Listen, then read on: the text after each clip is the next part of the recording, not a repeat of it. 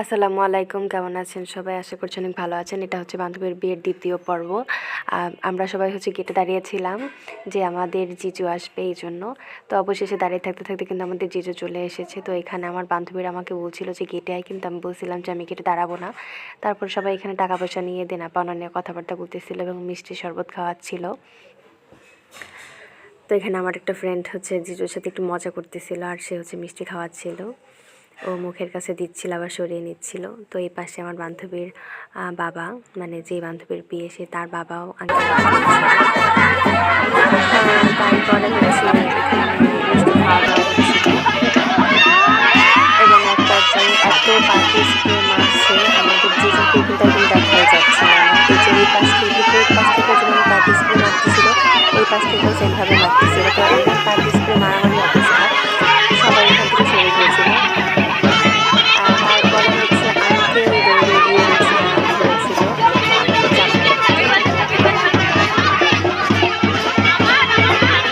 একদম party spray ঝড় উঠে গেছে।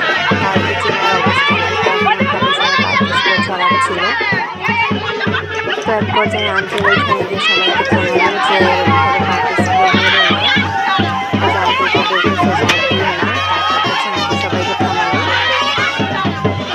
আসলে বিয়ে বাড়িতে যে দেখি যে পার্টি স্প্রে মারামারি হয়, মিষ্টি খাওয়া দাওয়া হয়, এটা দেখতে বেশি আনন্দ লাগে।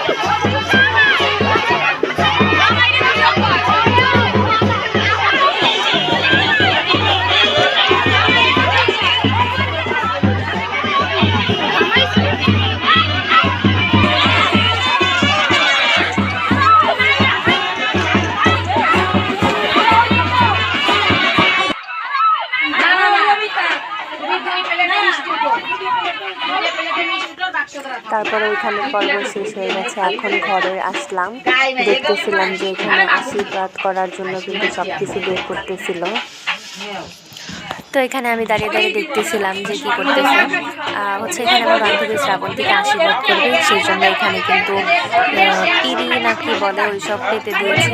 আর এখানে প্রদীপ জ্বালিয়ে রেখেছে, তারপর ফল রেখেছে, আস্ত একটা বড় মাছ রেখেছে। আর ওইখানে হচ্ছে ওর মামি বসে সেই মিষ্টি বের করতেছিল, মানে সব কিছু প্লেটে সাজিয়ে দিচ্ছে। এখন ওরকে আশীর্বাদ করবে এবং সবাইকে মিষ্টি খাওয়ানো হবে, সেই জন্য ওর মামি একে একে মিষ্টি বের করতেছিল। তো তারপর আমার বান্ধবীকে বলা হলো যে তুমি গিয়ে ঠাকুর ঘর থেকে প্রণাম করে এসো। তো ঠাকুর ঘর থেকে প্রণাম করে আসলো। তারপর আসার পর হচ্ছে আন্টিকে এখনও প্রণাম করলো। এখন এই পিঁড়িতে বসে পড়েছে। তারপরে ওইখানে যে ঠাকুর মশাই, মানে পুরোহিত, সে হচ্ছে ওই যে ওদের যেসব নিয়মকানুন থাকে ওইসব পড়তেছিল। এবং এই যে সামনে ওর শ্বশুরমশাই বসেছিল, এখানে সব কিছু নিয়মকানুন করতেছিল। তারপরে ওর শ্বশুরমশাই ওকে আশীর্বাদ করলো এবং শাড়ি, শাখা, সিঁদুর, আলতা এইসব ওর হাতে উঠিয়ে দিল। তারপরে আবার এখান থেকে শাখাটা ওর মামির কপালে আর বুকে ছুঁয়ে রেখে দিল, সরিয়ে রেখে দিচ্ছে। আর তারপর এখানে ওর শ্বশুরমশাই ওকে আশীর্বাদ করতেছিল, আশীর্বাদ করেছে। এখন সবাই আবার বলতেছিল যে প্রণাম করো। ও হচ্ছে আগে মিষ্টি খাওয়াবে, তো ওর শ্বশুরমশাই হচ্ছে ওকে একটু মিষ্টি খাওয়াবে, ও আবার ওর শ্বশুরমশাইকে একটু খাওয়াবে। তো এইভাবে করে করে কিন্তু সবাই একে একে ওকে হচ্ছে আশীর্বাদ করেছে, কিন্তু সবার আশীর্বাদের ভিডিও এভাবে করা তো সম্ভব হয়নি। তো অল্প একটু সময়ের মধ্যে যেটুকু আমি সম্ভব হয়েছে আমি সেটুকু হচ্ছে আপনাদের সঙ্গে শেয়ার করেছি। আর পুরো বিয়ের ব্লগটা আমি শেয়ার করতে পারবো না, কারণ ওদের বাসি বিয়ের সময় আমি ছিলাম না।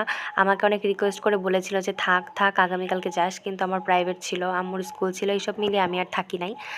এই যে এখানে কিন্তু আঙ্কেল আশীর্বাদ করতেছে, বান্ধবীর বাবা আঙ্কেল আশীর্বাদ করতেছিল। আর তার চোখ থেকে কষ্টের অশ্রু পড়তেছিল, কারণ একমাত্র মেয়ে বলে কথা, সে এখন পরের বাড়ি চলে যাচ্ছে, সে তো এখন পর হয়ে যাচ্ছে। তারপর আন্টিও চোখ মুছতেছিল আর আন্টি আশীর্বাদ করতেছিল। আঙ্কেল ওই পাশে গিয়ে দাঁড়িয়েছিল, কিন্তু তার চোখ থেকে অশ্রু পড়তেছিল।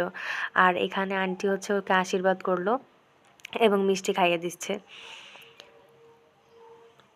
তো আমার এই ছোট ছোট ভ্লগে যেইটুকু হচ্ছে বিয়ের রিচুয়াল মানে ভিডিও করে আপনাদের সঙ্গে শেয়ার করা সম্ভব হয়েছে, আমি ঠিক সেটুকুই করেছি। তো আমার বান্ধবী শ্রাবন্তী হচ্ছে আন্টির কাছ থেকে হচ্ছে প্রণাম করে আশীর্বাদ নিল। তারপর আমি দেখলাম যে শুভ দৃষ্টি করার জন্য পান পাতা দুটোকে খুব সুন্দর করে সাজিয়ে রেখেছে। আর এই পাশে হচ্ছে কিন্তু আমার বান্ধবী বাসর ঘরে বসে আছে, সেইখান থেকে কিন্তু আবার ফটোশ্যুট হচ্ছে। তো এই ব্লগে আমি এইটুকু দেখালাম। নেক্সট ব্লগে আর বাকি যেইটুকু ভিডিও করেছিলাম সবটুকু শেয়ার করে দেবো এবং কমেন্ট করে জানাবেন কেমন লেগেছে ব্লগগুলো।